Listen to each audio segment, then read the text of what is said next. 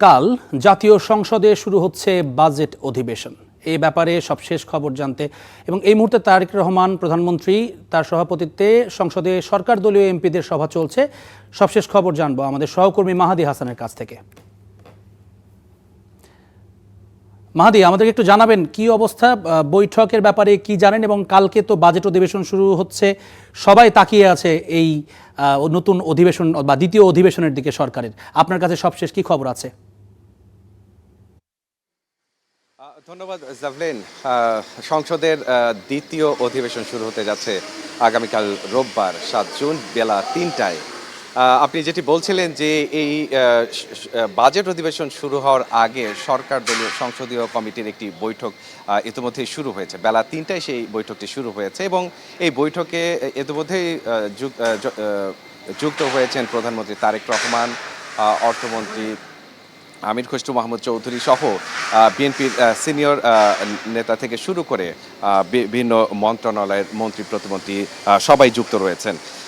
এই বৈঠকটি চলবে বেশ কিছুক্ষণ। এরপরে মূলত বৈঠক থেকে বেরিয়ে কথা বলবেন চিফ হুইপ। তিনি মূলত আগামীকালকে যে বাজেট অধিবেশনটি শুরু হতে যাচ্ছে সেই অধিবেশনের বিষয়ে বিস্তারিত তথ্য তুলে ধরবেন। মূলত এটি এই সরকারের বলা যায় যে প্রথম বাজেট অধিবেশন এবং দ্বিতীয় অধিবেশন, অর্থাৎ প্রথম অধিবেশনের পরেই মূলত দ্বিতীয় অধিবেশনে এই বাজেট অধিবেশন শুরু হতে যাচ্ছে। তো এই বাজেট অধিবেশনে সাধারণত বাজেটের উপরে সাধারণ আলোচনা হয়, আর এর পাশাপাশি অর্থ বিল বরাদ্দের বিষয়টি যেমন আলোচনা হয়, তেমনি মন্ত্রণালয় ভিত্তিক যেসব বরাদ্দের বিষয়গুলো রয়েছে সেই বিষয়গুলো আলোচনার উঠে আসে।